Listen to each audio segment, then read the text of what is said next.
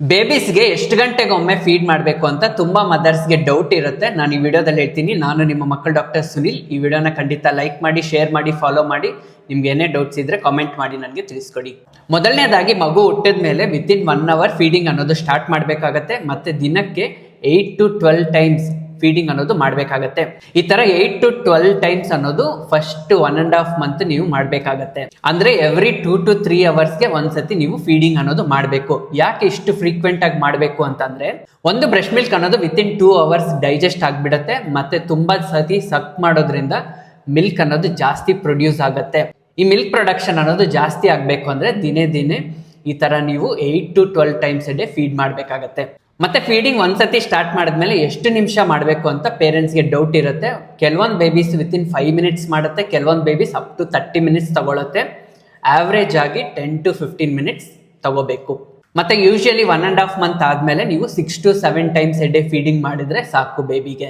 Doctor every 2 hours ಮಗುನ ಎಬ್ಸಿ ಹಾಲು ಕುಡಿಸ್ಬೇಕಾ ಅಂತ ಕೇಳಿದ್ರೆ, ಸ್ಟ್ರಿಕ್ಟ್ ಆಗಿ ಎವ್ರಿ 2 hours ಅನ್ನೋದು ಎಬ್ಸಿ ಹಾಲು ಅನ್ನೋದು ಕುಡಿಸ್ಬೇಡಿ. 2 to 3 hours ಮಗುನೇ ಎದ್ದೇಳುತ್ತೆ. ಎದ್ದೇಳಿಲ್ಲ ಅಂತಂದ್ರೆ ನೀವು ಎಬ್ಸಿ ಕುಡಿಸ್ಬೋದು. ನೀವು ರೆಸ್ಪಾನ್ಸಿವ್ ಬ್ರೆಸ್ಟ್ ಫೀಡಿಂಗ್ ಅನ್ನೋದು ಪ್ರಾಕ್ಟೀಸ್ ಮಾಡಬೇಕಾಗತ್ತೆ. ಏನು ಈ ರೆಸ್ಪಾನ್ಸಿವ್ ಬ್ರೆಸ್ಟ್ ಫೀಡಿಂಗ್ ಅಂತಂದ್ರೆ, ಮಗು ಹಾಲು ಕುಡಿದು ಎದ್ದಾದ್ಮೇಲೆ ಕೆಲವೊಂದು ಸೈನ್ಸ್ ಅನ್ನೋದು ತೋರಿಸುತ್ತೆ. ನನಗೆ ಹಂಗ್ರಿ ಆಗಿದೆ, ನನಗೆ ಹಸಿವಾಗ್ತಾ ಇದೆ ಅಂತ ತೋರಿಸುತ್ತೆ. ಅದನ್ನ ನೀವು ಐಡೆಂಟಿಫೈ ಮಾಡಬೇಕು.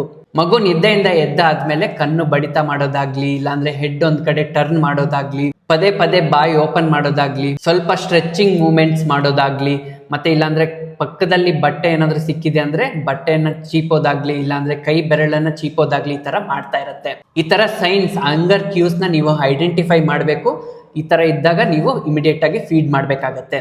ನೀವು ಇದನ್ನ ಐಡೆಂಟಿಫೈ ಮಾಡಿಲ್ಲ, ಹಾಗೆ ಬಿಟ್ಟಿದ್ದೀರಾ ಮಗುಗೆ ಅಂದ್ರೆ ನೆಕ್ಸ್ಟ್ ಸ್ಟೇಜ್ ಅಲ್ಲಿ ಮಗು ಅಳಕ್ಕೆ ಸ್ಟಾರ್ಟ್ ಮಾಡುತ್ತೆ. ಅವಾಗೂ ಹಾಲು ಕುಡಿಸಿಲ್ಲ ಅಂದ್ರೆ ತುಂಬಾ ಹತ್ತು ಇರಿಟೇಬಲ್ ಆಗಿ ರೆಡ್ ಆಗಿ ಆಗ್ಬಿಟ್ಟಿರುತ್ತೆ. ಈ ಸ್ಟೇಜ್ ಅಲ್ಲಿ ಹಾಲು ಕುಡ್ಸಕ್ ಹೋದ್ರೂ ಮಗುಗೆ ಸಮಾಧಾನ ಮಾಡಿ ಹಾಲು ಕುಡಿಸೋದು ಕಷ್ಟ ಆಗತ್ತೆ.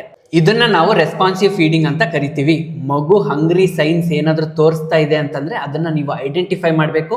ಆವಾಗೆ ಹಾಲು ಅನ್ನೋದು ಕುಡಿಸಿದ್ರೆ ಮಗು ಆರಾಮಾಗಿರುತ್ತೆ. ಇದು ಸ್ಟಾರ್ಟಿಂಗ್ ಅಲ್ಲಿ ಕೆಲವೊಂದು ಮದರ್ಸ್ಗೆ ಕಷ್ಟ ಆಗ್ಬೋದು, ಮತ್ತೆ ಬರ್ತಾ ಈಸಿ ಆಗುತ್ತೆ. ನಿಮ್ಗೆ ಈ ವಿಡಿಯೋ ಯೂಸ್ಫುಲ್ ಆಗಿದೆ ಅಂತ ಅನ್ಕೊಂಡಿದ್ದೀನಿ. ಯೂಸ್ ಆಗಿದ್ರೆ ಲೈಕ್ ಮಾಡಿ, ಶೇರ್ ಮಾಡಿ. Thank you. Stay safe, stay healthy.